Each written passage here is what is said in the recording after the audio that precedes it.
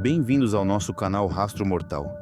E hoje vamos falar de um caso extremamente brutal que aconteceu no Alasca nas décadas de 1970 e 1980. Se vocês querem saber dessa história real e terrível, fiquem conosco até o final.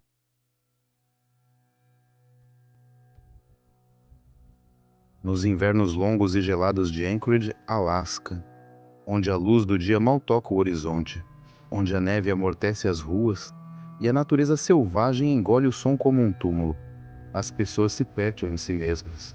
Mas no silêncio, o perigo pode se esconder à vista de todos, disfarçado por trás de sorrisos calorosos e cumprimentos amigáveis. Ele era conhecido simplesmente como Robert Hansen, o padeiro local. Não era rico, não era famoso ou notável de alguma forma. Ele distribuía pãezinhos de canela para as crianças, cumprimentava os vizinhos com acenos tímidos e mantinha sua padaria funcionando regularmente como um relógio.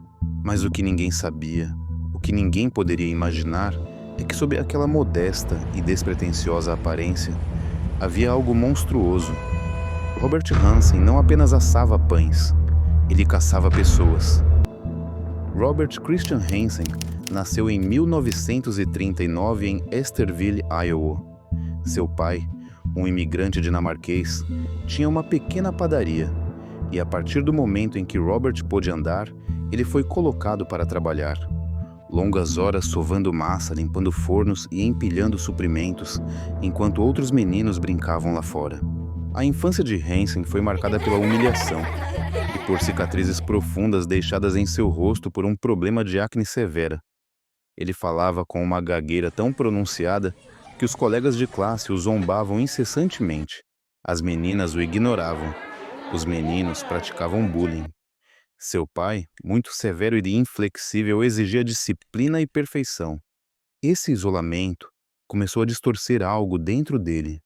Ele desenvolveu fantasias sombrias, fantasias de vingança. Não uma vingança impulsiva, mas fria, paciente e calculada.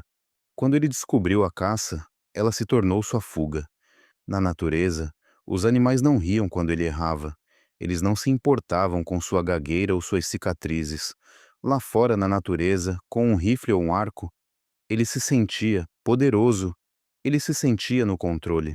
Aos 18 anos, o ressentimento que ele guardava dentro dele explodiu.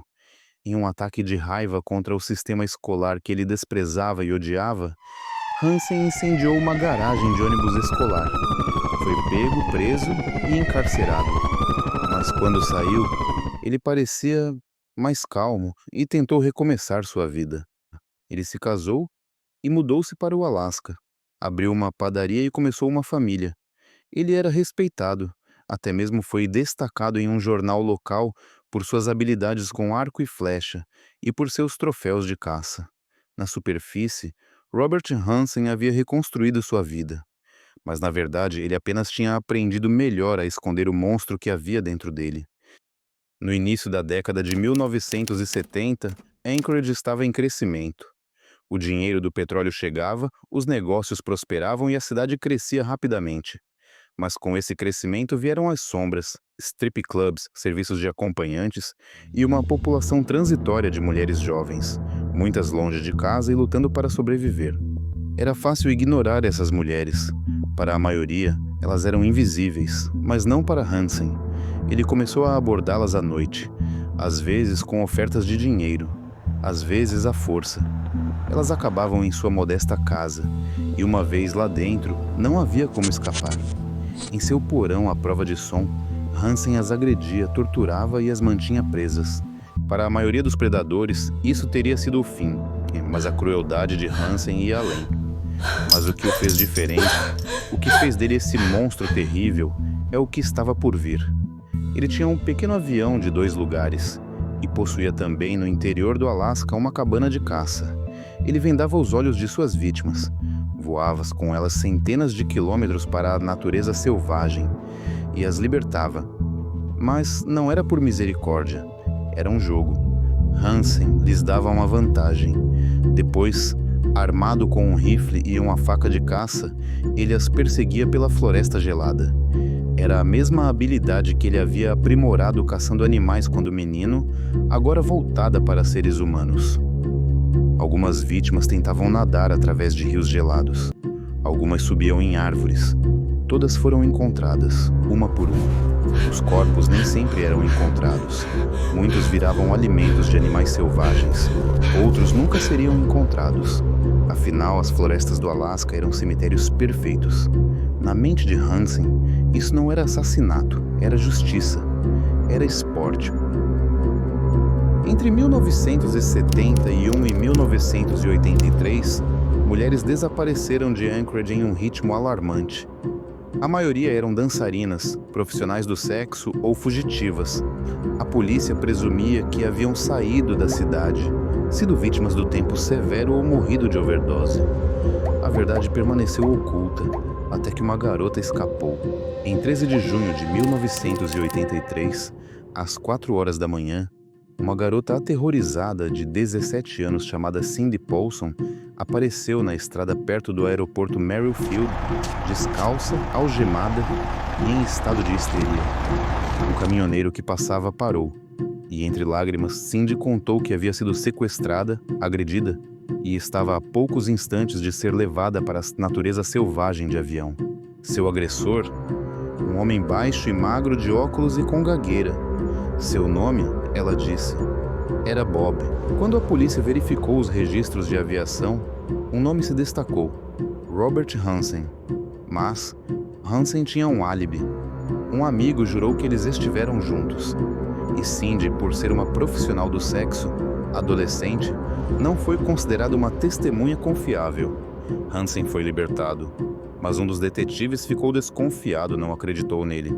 Enquanto isso, a Polícia Estadual do Alasca investigava silenciosamente restos mortais encontrados em áreas remotas. Restos de mulheres que se encaixavam no perfil das desaparecidas de Anchorage. A história de Cindy poderia ser a peça que faltava? No final de 1983, a polícia obteve um mandado de busca para a casa de Hansen. O que eles encontraram foi arrepiante.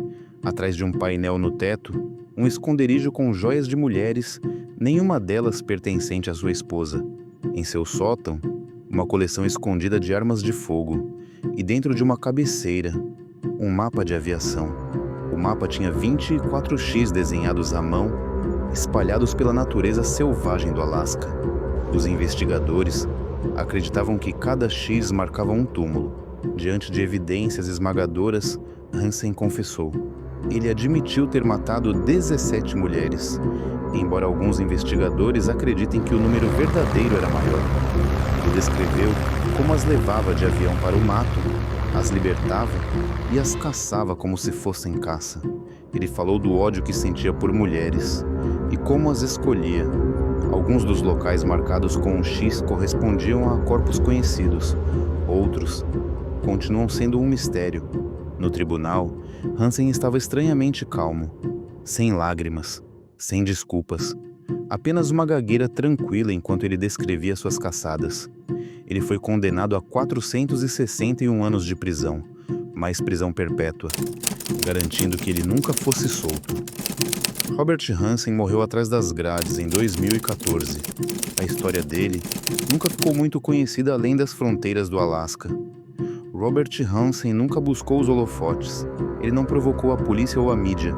Ele não era o tipo de monstro que você vê chegando. Ele era o vizinho que assinava para você, o padeiro que fazia o bolo de aniversário da sua filha. E nas sombras, ele estava esperando a escuridão, esperando para voar novamente. A história de Robert Hansen é um lembrete de que, às vezes, os rostos mais comuns podem esconder as verdades mais sombrias. Um padeiro, um vizinho, um caçador e um predador. Seu reinado de terror acabou, mas as sombras de seus crimes ainda pairam na paisagem congelada do Alasca. Se você achou essa história intrigante, convido você a se juntar a mim enquanto desvendamos mais casos reais, cada um mais estranho, mais sombrio e mais assustador que o anterior. Inscreva-se para não perder o próximo capítulo. E se quiser continuar explorando agora, você pode assistir a outra história aqui na tela. Até a próxima, fiquem seguros.